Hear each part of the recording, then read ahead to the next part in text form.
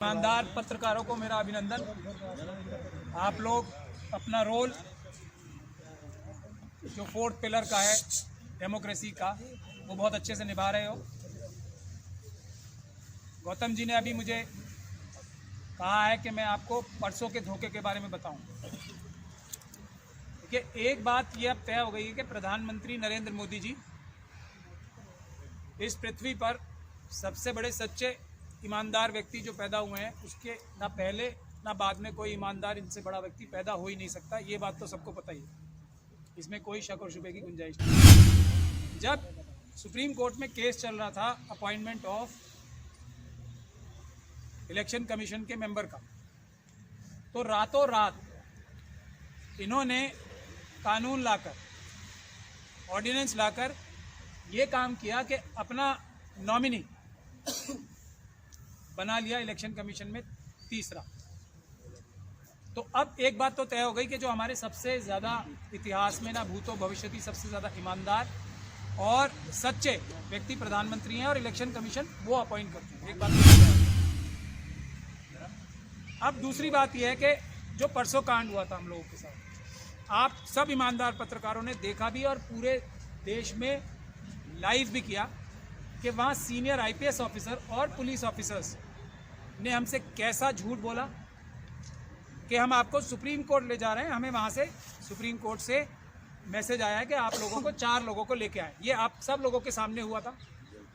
क्या कोई senior civil servant या पुलिस अधिकारी, अगर वो स्वयं अपराधी ना हो, ऐसा झूठ बोलेगा? नहीं बोलेगा ना। अब ये पुलिस अधिकारी तो पोस्ट ही अमित शाह साहब करते हैं, मोदी जी करते हैं दिल्ली पुलिस के। जब वो आप सब लोगों के सामने, पूरी दुनिया के सामने इतना बड़ा झूठ बोल सकते हैं, तो जो मोदी जी द्वारा अपॉइंटेड इलेक्शन कमीशन के मेंबर होंगे, वो क्या क्या कर सकते हैं और क्या क्या नहीं कर सकते, कितना झूठ बोल सकते हैं और कितना सच बोल सकते हैं, ये आप लोगों के सामने क्रिस्टल क्लियर हो जाना चाहिए। तो जैसे वो आईपीएस अधिकारी झूठ बोल रहे थे, वैसे ही चुनाव आयोग झूठ बोल रहा है, क्लियर कट झूठ बोल रहा है। सबको पता है कि ईवीएम में धांधली कोई छोटे से छोटा बच्चा भी कर सकता है।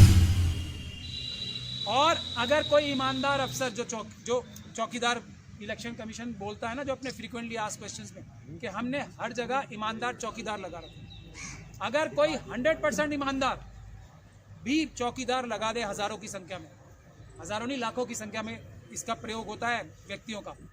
चुनाव आयोग के पास लाखों व्यक्ति नहीं, अगर सारे के सारे ईमानदारी से भी काम करें, क्योंकि 543 कॉन्स्टिट्यूएंसी में अभी लोकसभा के इलेक्शन के लिए बता रहा हूँ मैं, जब वीवीपैट बनेगा, तो जब नॉमिनेशन पूरे हो जाते हैं, जब कैंडिडेट्स के नाम पता लग जाते हैं, जब ही तो वो उसमें इंड्यूस करेंगे ना कौन कौन कैंडिडेट है। और ये कम से कम पूरे देश में 543 जगह होता है, उसमें कितने प्रकार के लोग जाते हैं इलेक्शन कमीशन के पास। अपने इंजीनियर 543 नहीं, तो प्राइवेट लोगों को एंगेज करके ये काम कराया जाता है। मैं मान लिया कि वो भी सब ईमानदार होते हैं, तब भी ईवीएम धोखा है, धोखा है, धोखा है। इसके बारे में बात करना ही फिजूल है, बेकार है। मैं अपनी बात इस संदर्भ में ये कह के ख़त्म करता हूँ कि 2 चीफ इलेक्शन कमीशन और ये जो अधिकारी पूरे गांव-गांव और देश-देश जाके डिमॉन्स्ट्रेट कर रहे हैं, ये इस देश की जनता की आवाज़ है, इतनी मजबूत आवाज़ है कि मजबूर होकर पहली बार हिस्ट्री में चुनाव आयोग जो पॉलिटिकल पार्टीज़ के हाथ में देने को तैयार नहीं था, ये मशीनें छूने की बात नहीं, अब तो सड़कों पे ले जाके दिखा रहे हैं। तो ये इस देश की जनता की सबसे बड़ी सफलता है, और चुनाव आयोग झूठ बोल रहा है उसका भी सबूत है सबसे बड़ा। इसके आगे जो ये 2 चीफ इलेक्शन कमीशन उतारे गए, वो आप सभी लोगों से मैं गुजारिश करूंगा, आपके दर्शकों से, जाके वो देखें, वो तो उनका क्या लाइन नज़र आती है इन दोनों इलेक्शन कमीशंस की, कि जो ये सैंपल सर्वे हो रहा है, जो सैंपल 2% ये वीवीपैट में से उठाते हैं, उसको ये मापदंड मान के ईमानदारी से चुनाव हो रहा है, ये कहना चाहते हैं। ये दोनों के दोनों, एक कुरैशी साहब हैं और एक रावत साहब हैं, आप उनके इंटरव्यू देख सकते हैं। एक कुरैशी साहब ने देग में से चावल का एग्जाम्पल दिया था, पतीली में से, जैसे कि भारत के नागरिक वोटर्स पतीली के चावलों जैसे हैं, एक चावल देख लिया और सब देख लिए। एक एग्जाम्पल ये दे रहे हैं, और दूसरा एग्जाम्पल ये दे रहे हैं रावत साहब कि error of margin of error इसमें 2% का है सिर्फ। तो इसलिए तो बिल्कुल 100% सुरक्षित है। अब ये मार्जिन ऑफ एरर अगर 2% का है तो ये कितना सुरक्षित है मैं आपके सामने पेश करता हूँ। अगर किसी कॉन्स्टिट्यूंसी में 10 लाख वोट पड़े तो 2% कितने हुए? 20,000 vote. 20,000 vote margin of error, जो मोदी जी के सबसे बड़े सिपहसालार हैं इसको डिफेंड करने के लिए, वो बता रहे हैं कि 20,000 का अगर 10,000 वोट पड़े, 10 लाख वोट पड़े तो 20,000 का मार्जिन ऑफ एरर होता ही है और हो ही सकता है। दुनिया में मैं जैसे मशीनों के बारे में बता रहा हूँ, कोई भी चिप या मशीन ऐसी नहीं बनी जो खराब ना होती हो, जो टेम्पर ना की जा सकती हो, दुनिया में नहीं बनी। उसी तरीके से दुनिया में कोई भी सैम्पलिंग का ऐसा मेथड नहीं बना जिसमें मार्जिन ऑफ एरर ना हो।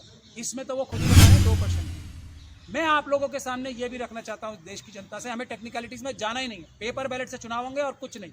अब आप मुझे ये बताइए, क्या चुनाव सैम्पलिंग से होता है? क्या एक वोट से चुनाव नहीं जीता जा सकता?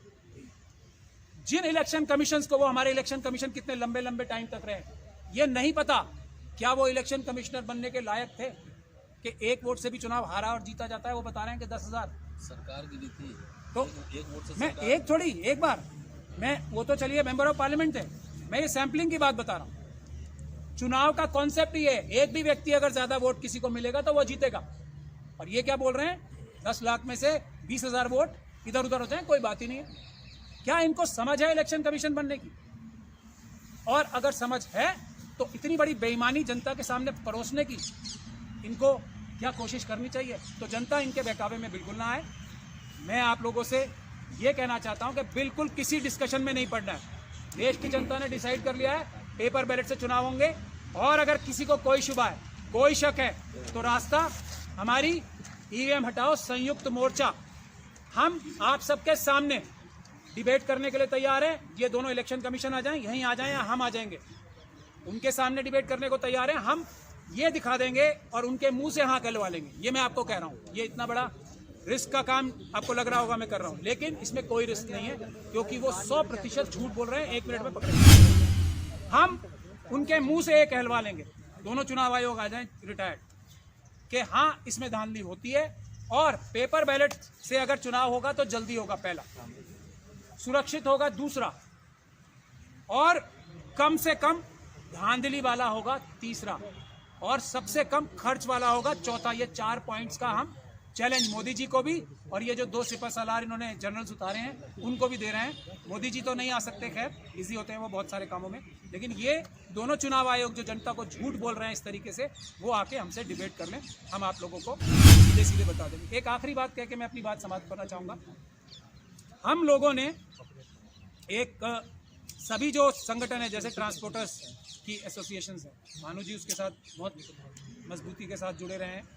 दूसरा जो हॉकर्स एसोसिएशन है, जो दूसरे ट्रांसपोर्टर्स दूसरे एसोसिएशन हैं, जो RWS है, और जो दूसरे संगठन है इस तरह के, पॉलिटिकल पार्टीज भी और दूसरे। एक तो हम पॉलिटिकल पार्टीज को जाके ये कोशिश करेंगे बहुत जल्दी कि हम उनको भी प्रेजेंटेशन दें इस बारे में कि पेपर बैलेट के अलावा, क्योंकि कई पॉलिटिकल पार्टीज और लॉयर्स भी अभी भी वीवीपैट के झांसे में आ रहे हैं, तो उनको इससे वीवीपैट के झांसे से दूर करना है। और दूसरा, एक हम लोग एक बैनर इशू कर रहे हैं, जो हम चाहेंगे कि ये सभी लोग, आपको डीसी कपिल साहब ने सबको ये आपके व्हाट्सएप पे भी भेज दिया है, मोबाइल पे भेज दिया, ये अपने घरों में, अपनी दुकानों में, अपने गाड़ियों पर, अपने व्हाट्सएप मैसेज पे अपना इसको डिस्प्ले लगाएं, व्हाट्सएप पे डिस्प्ले लगाएं, हर जगह जिस भी सोशल मीडिया पे हुआ इसको डिस्प्ले लगाएं। ये भी हम गुजारिश कर रहे हैं। क्या लिखा है इस पे? पढ़ के बताइए। ईवीएम हटाओ देश बचाओ, और उसके बाद पिक्चर्स हैं, उसके नीचे ईवीएम हटाओ संयुक्त मोर्चा। सबने देख लिया, सबको क्लियर हो गया? दो जो फोटो हैं इसमें बाकायदा एक में ईवीएम जिसको कट किया गया है कि इससे चुनाव नहीं, और बैलेट पेपर उसमें बैलेट डालते हुए बैलेट बॉक्स में वो दिखाया गया है कि इसी को आगे इस्तेमाल करना है, बैलेट पेपर से चुनाव होना, ये दिखाया गया है। जितना ज्यादा से ज्यादा आप लोग ये लगाओगे, उतना ज्यादा से ज्यादा पूरी दुनिया में और पूरे देश में ये मैसेज जाएगा कि जनता में से एक भी व्यक्ति ऐसा नहीं है जो चाहता है। हाँ, मुझे कुछ RSS के लोगों ने भी, जो उनके पन्ना प्रमुख हैं, उन्होंने भी मुझे पकड़ा। वो कह रहे हैं भैया ये बताओ, ये मोदी जी क्या हम पे भरोसा नहीं करते? ये हमसे पूछ रहे हैं, वो जो ईवीएम से जीतना चाहते हैं चुनाव, हम पे इतना भरोसा कम है इन्हें क्या, बीजेपी के कार्यकर्ताओं पे? ये उनकी पीड़ा भी मैं आपको बता रहा हूँ।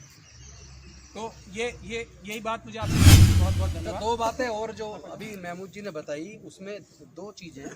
इन्होंने कहा 543 लोकसभा सीटें हैं जिन पे चुनाव होता है, कि 543 इंजीनियर इनके पास नहीं है।